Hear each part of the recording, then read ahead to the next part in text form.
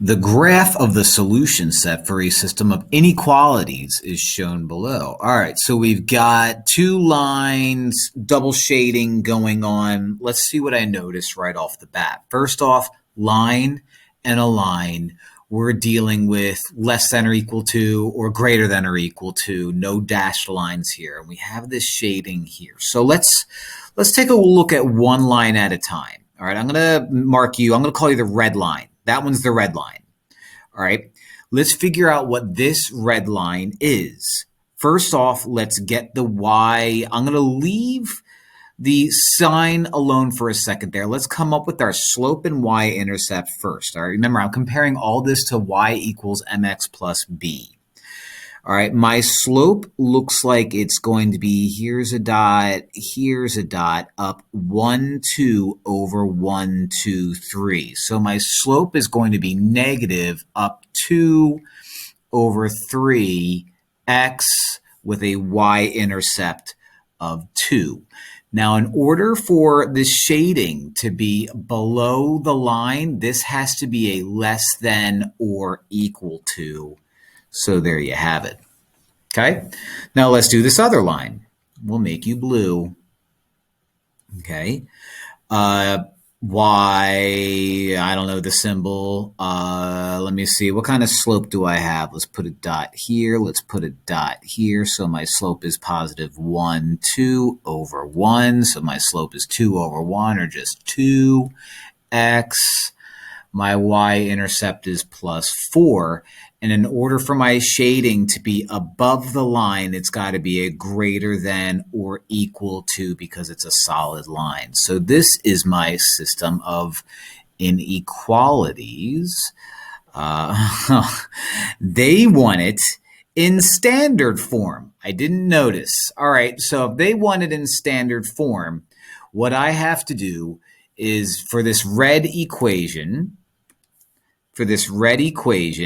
I have to add 2/3 x to both sides. In order to move negative 2/3 x from the right to the left, I have to add it from both sides. That makes it 2/3 x plus y is less than or equal to 2. Now, this technically isn't standard form yet, because I have a fraction here. So in order to get rid of that over 3, I can multiply this whole entire thing by 3.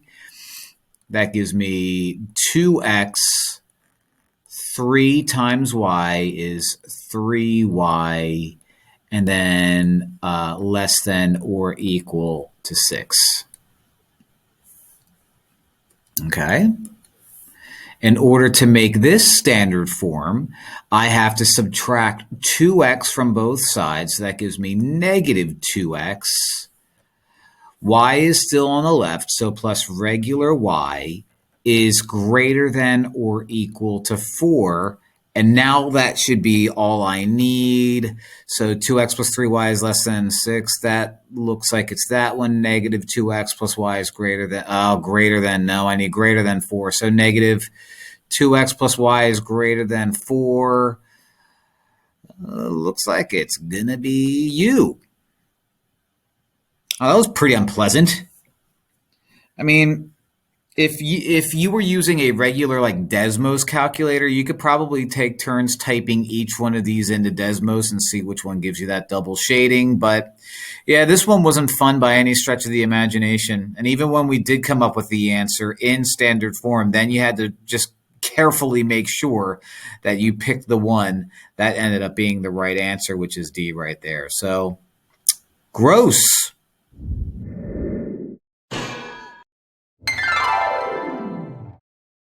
A data set shows a basketball team's final scores for one season. Some of the information about the scores in the data set is listed below. Minimum value is 42. That means the lowest points they scored in a game this season was 42.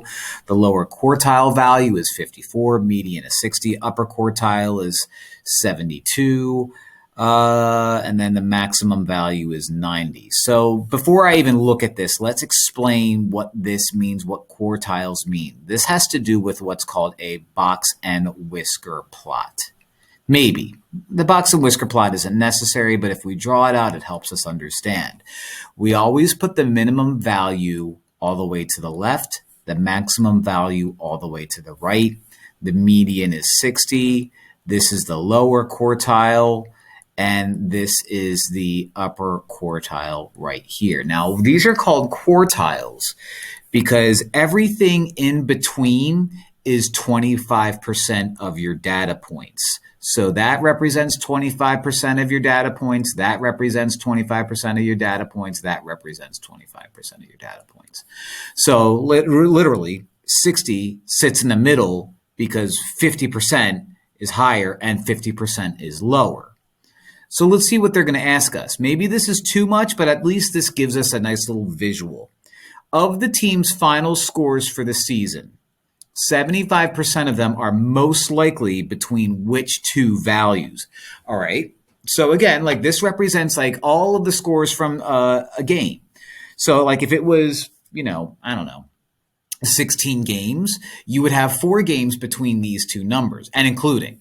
So of the team's final scores for the season, 75% of them are most likely between which two values. So if you're going to have 75% of your data in between two values, it's got to be in between 42 and 72, or it's got to be in between 54 and 90. There's no other way that you could say, or like if I were to say, for example, oh no, I have scores between 54 and 72, well, that only accounts for 50% of your data. So 42 and 72 and 54 and 90 are my only options. So that is B. That's the only answer that makes sense because 42, it lives right here. 72 lives right there. 25% plus 25% plus 25% is going to give me 75%. B is the answer. Not pleasant, but that's how you do it.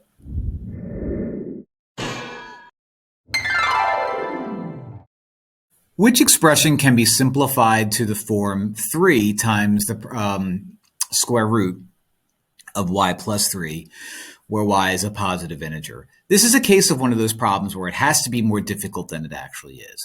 But what I'm going to do is I'm going to take a look at each one of these guys and try to explain what they mean here simply by looking at my options.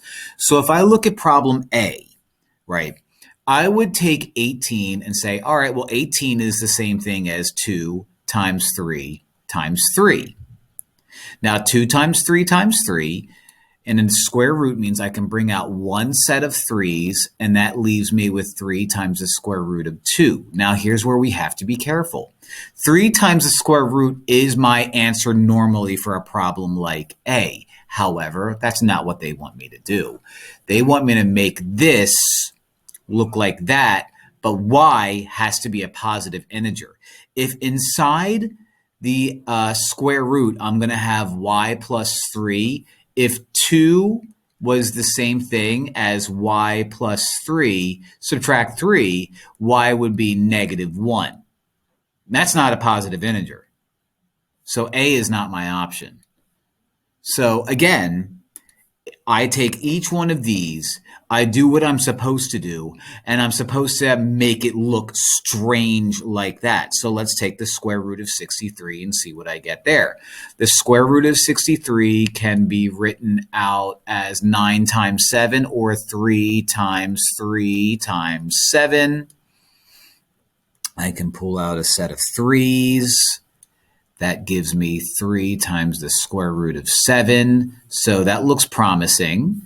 If I wanted to say y plus 3 has got to be the same as 7, I would subtract 3 from both sides. And when I do that, I get y equals 4, which happens to be a positive integer. So the answer's got to be B. Very bizarre problem. Very weird. But that's how you do it.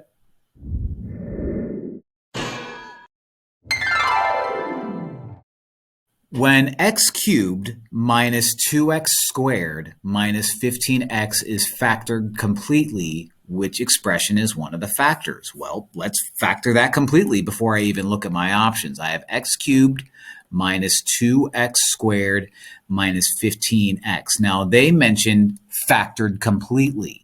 So the first way that you factor things is you look at every single term and try to bring out a greatest common factor. Do you have something in common with all three of these?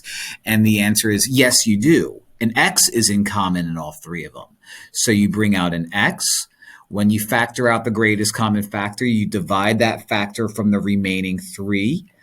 And when you divide an x from all of these, you subtract the exponent. So if I take 1x away from 3x's, that gives me 2x's.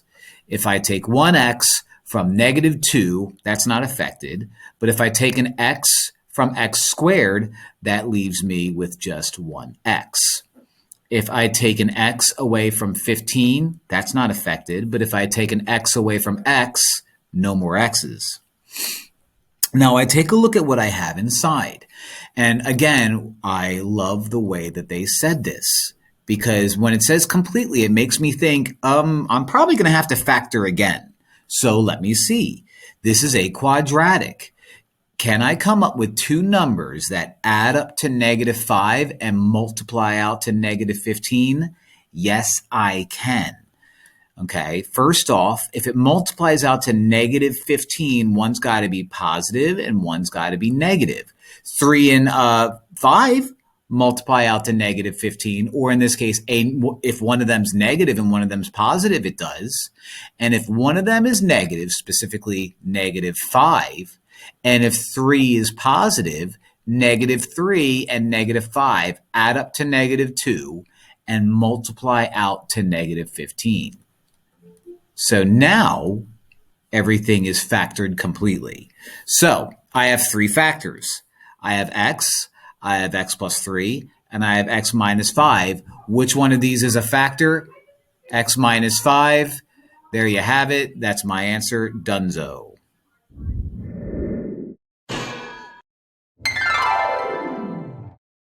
The owner of an ice cream stand conducts a random survey of 50 people to determine which ice cream flavor customers prefer to buy. The bar graph. Oh, these should be about ice cream bars because it's a bar graph. Below shows the results of the survey. So we have chocolate, mint chip, pistachio. Why? Vanilla or other. Quick looking at this. 50 people, we can say something like, I don't know, 18 of them chose chocolate and 5 of them chose pistachio, so on and so forth. The ice cream stand is expected to serve 350 customers. Okay, so I can link 50 to 350 on the first day of summer. Based on the results of the survey, which value is most likely the number of customers who will buy the ice cream flavor other than chocolate on the first day of summer? All right, so this is what I'm going to do. I'm going to look at my original picture here. Chocolate. If I'm going to compare like this graph right here to this, it looks like to me that chocolate's going to be 18. Okay, that's what it looks like. Chocolate's 18. Now, in order to find the others, I can either add these up, or if I know that there were 50 people surveyed, then the others is going to be 50 minus 18, which is 32. Now, this is 50 people. I'm expecting 350 people. 350 people is 7 times 50. So 32 times 7 is going to be what I should expect the amount of people that will get the other. So 32 times 7 off the top of my head, I think is 224. And that's the obvious guy right there. So that's D. So that's what I'm going with. I'm sticking to it.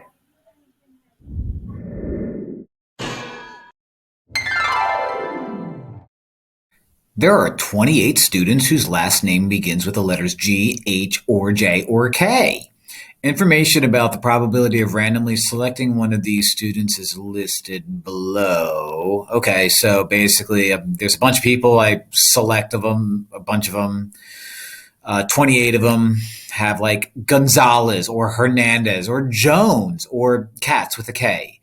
The probability of selecting a student whose last name begins with G is 1 out of 7. What does that mean? All right, well, if there's 28 students that fall under this category and 1 out of 7 is a G, 1/7 times 28 It means 4 kids have the last name that start with a G. All right. Probability of selecting a student whose last name begins with a G or an H. Is 5 over 14. So if it's 5 over 14 and there's 28 students, that means 10 of them have a G or an H. How did I do that in my head without having to think fractions? Well, 14 is half of 28. So if you were to double 14, you'd have to double 5 too. So 10 have the last name of G or H. The question here is how many of these students have a last name that begins with H? Well, if it's G or H and there's 10 of them, but 4 of them have a last name that start with G, let's get rid of that 4. Let's just pretend I did that on purpose. 6 people have a last name that starts with an H. The answer is C, Dunzo.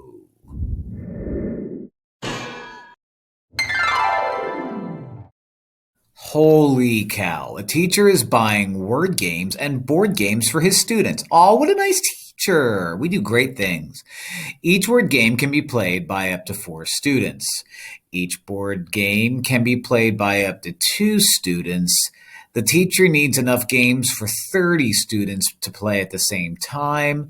The maximum amount that the teacher can spend on the games is $200. Holy cow, teachers. We don't get paid enough for that.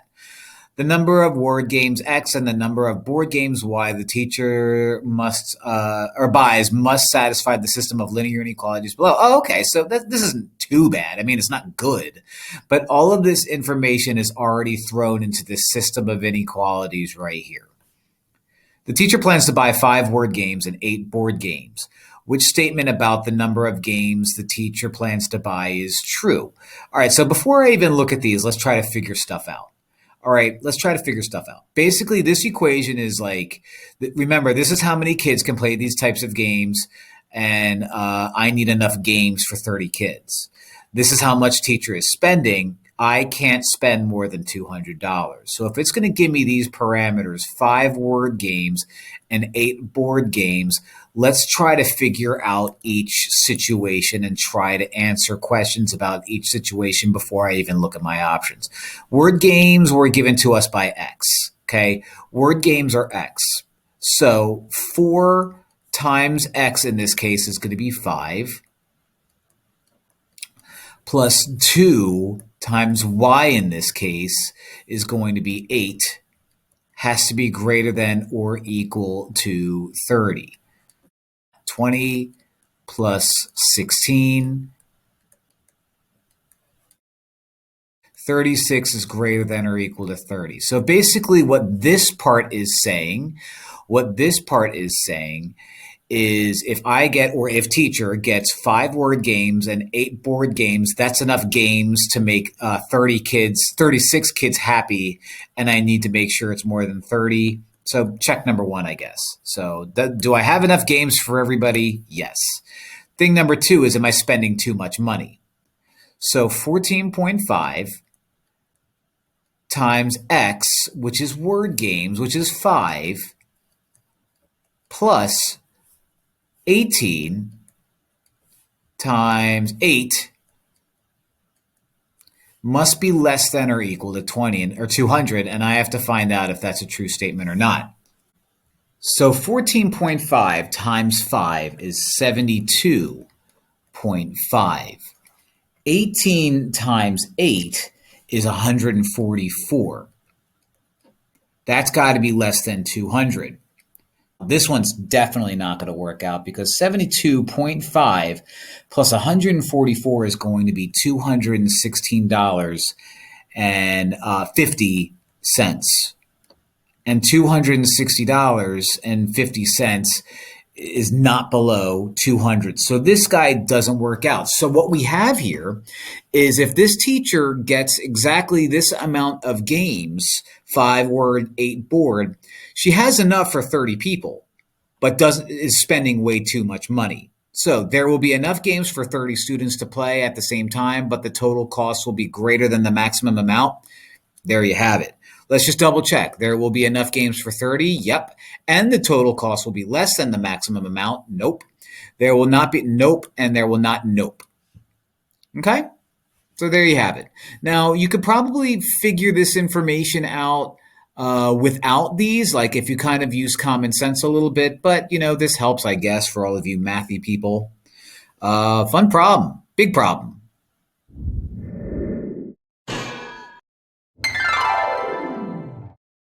Four expressions are shown below: square root of x squared, 1 over x over 2. Which inequality comparing two of the expressions is true when 0.1 is less than or equal to x, which is less than or equal to 4? Okay.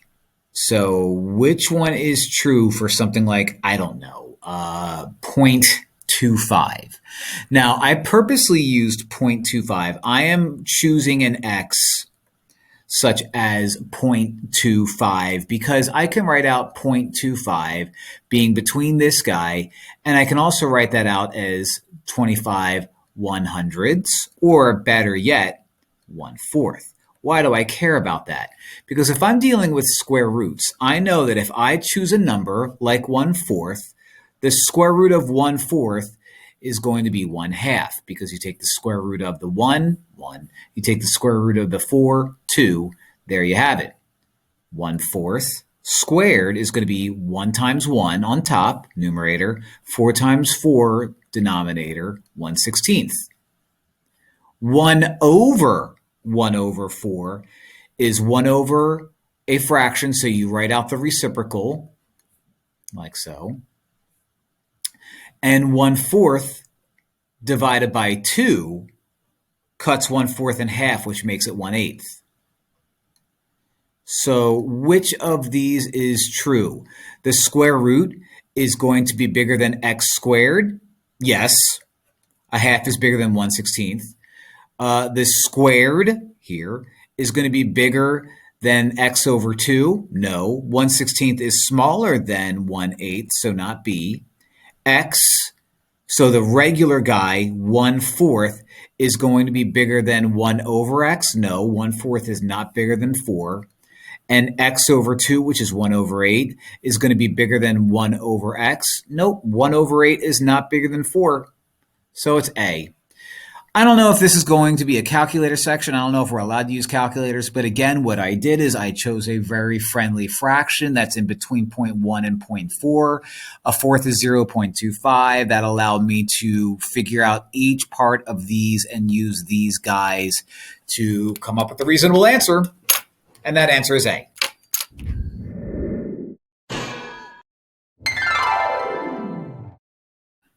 The greatest common factor of x cubed and y to the k and x2k, basketball, y to the fourth is x to the third, y to the third.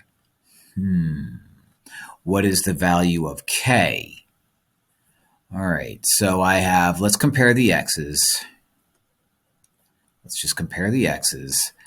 Okay, my greatest common factor is x to the third and x to the 2k, and my GCF is x to the third. Also, I have y to the k. Y2k. Remember that, 2000s kids? You don't. And no 2000s kid is watching this. And y to the fourth. And the greatest common factor of that guy, y to the third. All right.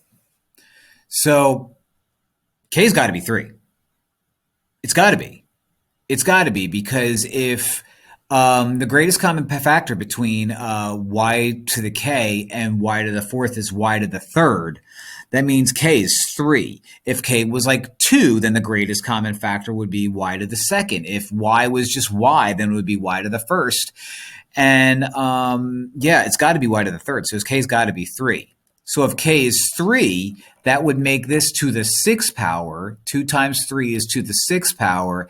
And the greatest common factor of x to the third and x to the 6 is x to the 3.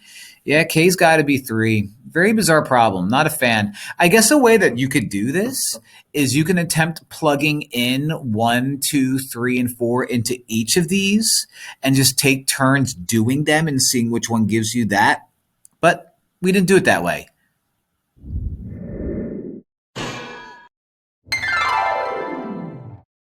Which equation correctly shows a parentheses to the fourth, or in this case, x squared in parentheses to the fourth is x to the eighth? So it kind of wants us to really rip this apart. So this is the way I view it. I have something to the fourth power, and that something is a parentheses. Okay, so that means parentheses times parentheses times parentheses times parentheses, and inside each parentheses you have x squared. Okay, so I already see my answer. And this is actually how I teach it when I first begin showing this stuff. Each parentheses is x times x. So I have x times x times x times x times x times x times x times x 8 times. And so the way it shows it properly is D. Now, that would mean that A, B, and C are showing something wrong. This is wrong. This is actually x to the sixth. This is wrong because 4 times 2x and 8x is not the same as x to the eighth. And this is wrong because, again, you're bringing down a 4. 4 times x to the second power is 4x to the second power, which is not that. So D is the only one that makes sense in this case. Bada bing.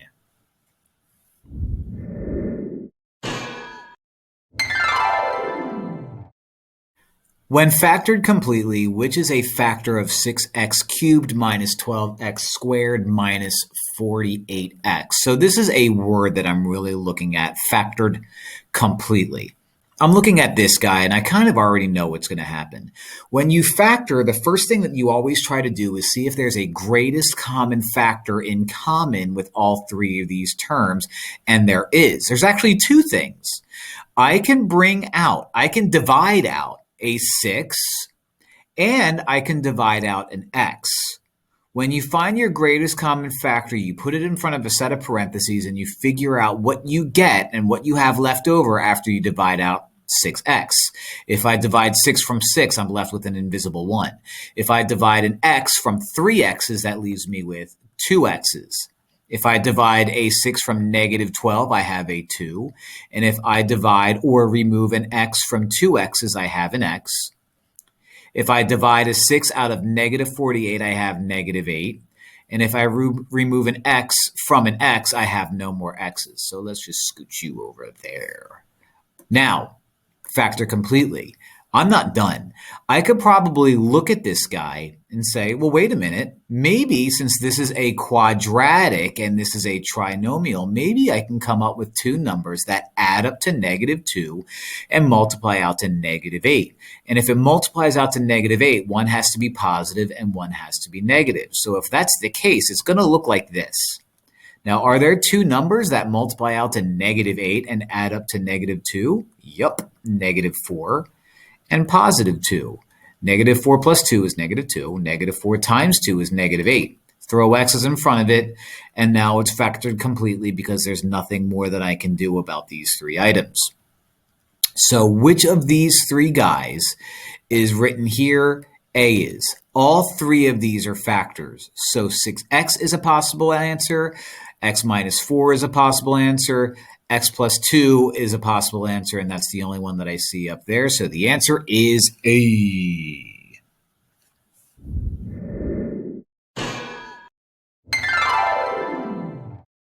Anna's Bakery charges a delivery fee of $10.95 for one delivery order of cupcakes. Each cupcake in the order costs $1.15. Which equation best describes the relationship between cupcakes, X, and total cost, Y? All right. So basically, no matter what, you're charging $10.95. Okay, no matter what. Each cupcake is $1.15. Cupcakes are X, so $1.15 per cupcake plus the delivery fee is going to be that equation right there. That matches up with Y, pretty standard. The end.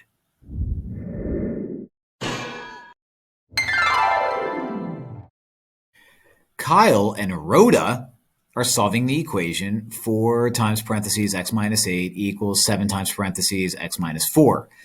Kyle uses a first step that results in 4x minus 32 equals 7x. Okay, so he did distributive property. He did and got that. Rhoda did something completely incorrect, where she just multiplied the 4 to x, but didn't distribute. And she multiplied the 7 to x, but didn't distribute. She's wrong.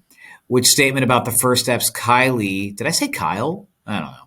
And Rhoda use is true. Kylie uses the associative property. No, Kylie used distributive property. Kylie uses the distributive property, resulting in a first correct step. Yes. Rhoda is wrong. Rhoda is wrong. Rhoda. Hit the Rhoda, Jack. So the answer is B.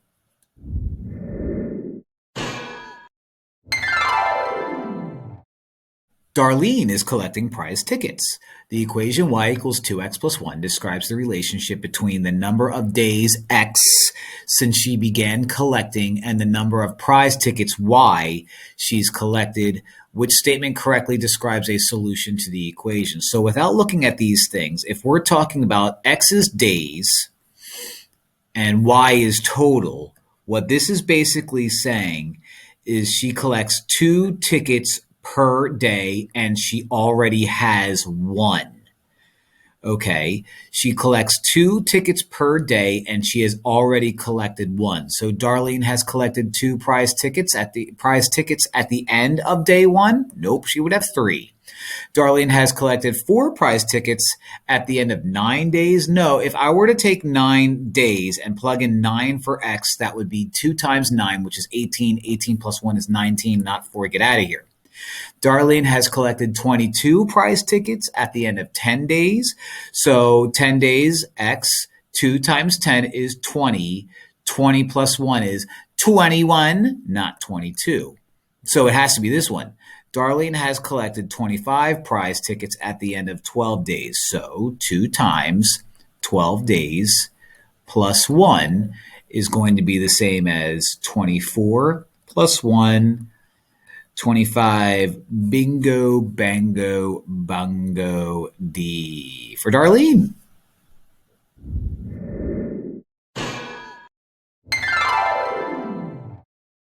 Mary measured the heights of 2 different plants every day. Plant A was 1 inch tall when Mary began her measuring, and it grew half an inch per day. Okay, so you know what? I think I know what I'm going to have to do here. Plant A, let's let y equal height. Let's let x equal day. It's supposed to be an arrow. Looks terrible.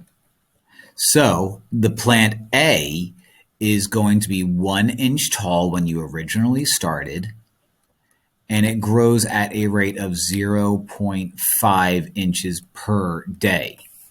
Plant B was 3 inches tall, so let's write out plant B. Plant B was 3 inches tall and grows at 0.5 inches per day, so at a slower rate. But it was taller to begin with. On which day were plant A and plant B the same height? So I'm going to use substitution here. And I'm going to say y is 0.5x plus 1. I'm going to substitute into that y to have the equation 0.5x plus 1 equals 0.25x plus 3. I have a variable on both sides. So I'm going to subtract 0.25x from both sides, minus 0.25x. So 0.5 or 0.50, cops, minus 0.25 is going to end up being, again, 0.25. So I have 0.25x plus 1 equals 3. Subtract 1, and I have 0.25x equals 2. Divide both sides by 0.25. Divide both sides by 0.25.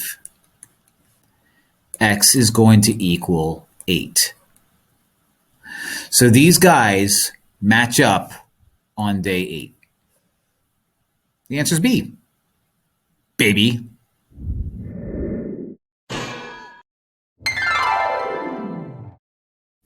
Jerry sells a particular type of coin online. The amount he charges his customers for the coins includes shipping. How nice. Jerry uses the equation shown below to determine the total amount Y in dollars he will charge for X coins.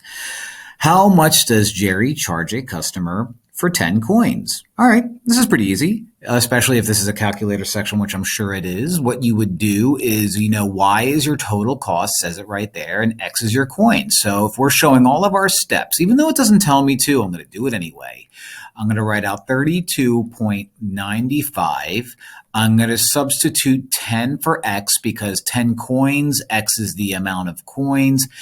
I'm going to add $12.95 to that. Okay? This is going to end up being $329.50. Ridiculous for coins. I'm going to add $12.95 for that. Add those guys up together and you get 342.45. So Y equals 342.45. How much does Jerry charge a customer for 10 coins? Jerry, this is me using sentences, charges $342.45 for 10 coins. Wow. Okay. Well, Jerry sells a particular, the same exact thing. Explain what the number 32.95 means in the context of this problem. All right, well, if X stands for coins, okay, and I were to make believe that X is 1, that means each coin costs $32.95. When you have something in the form Y equals mx plus b, slope-intercept form, the slope is the number in front of X. Slope is also called rate of change. So miles per hour, feet per second, gallons per minute, whatever. In this case, it's going to be dollars per coin. And the way that I know that is this is an amount of money in dollars. Y is the total amount, okay? And, specifically, rate of change is given to you as the change in Y value over the change of X. So if X was 1, that would be a change of $32.75 per coin. So explain what that number means in the context of this problem. $32.95 per coin sold.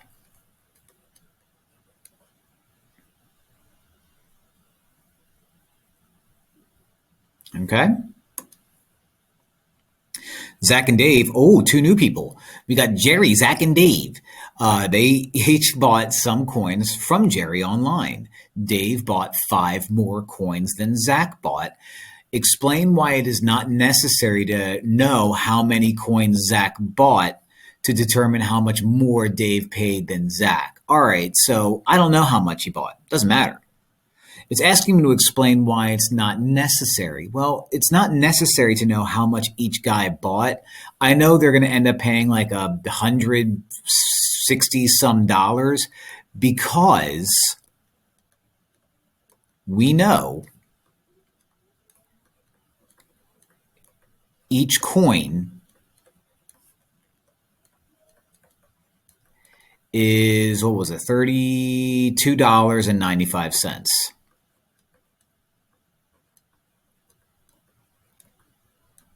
So Well, who bought more? Dave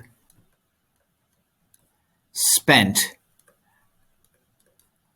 $32.95 times 5,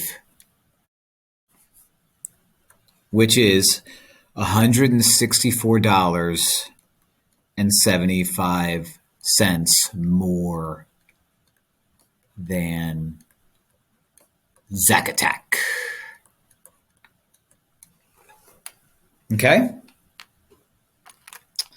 Takes care of that one. Last but not least, we have D. Jerry has a sale on his website. During the sale, Kerry bought twice as many coins as Lou bought. Kerry's total cost is twice Lou's cost. Explain how you know that Jerry charged $0 for shipping during this sale. Okay, if we go back to the original equation was adding $12.95. Okay, that $12.95 is shipping. So you cannot. Okay, if I were to plug in like 5, for example, or in this case, we plugged in 10 and we got, I'm on B.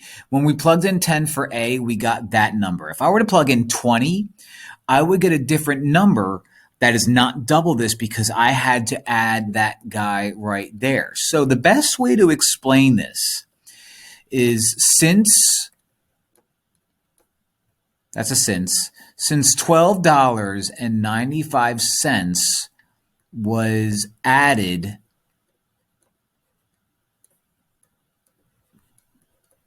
to the original equation,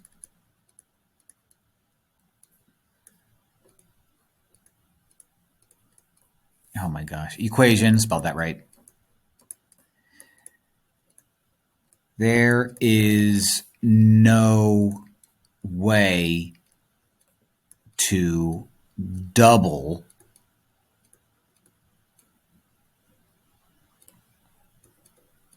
an amount unless the $12.95 is removed.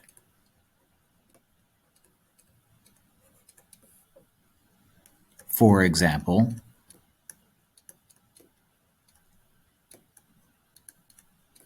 y equals $32.95? $32.95.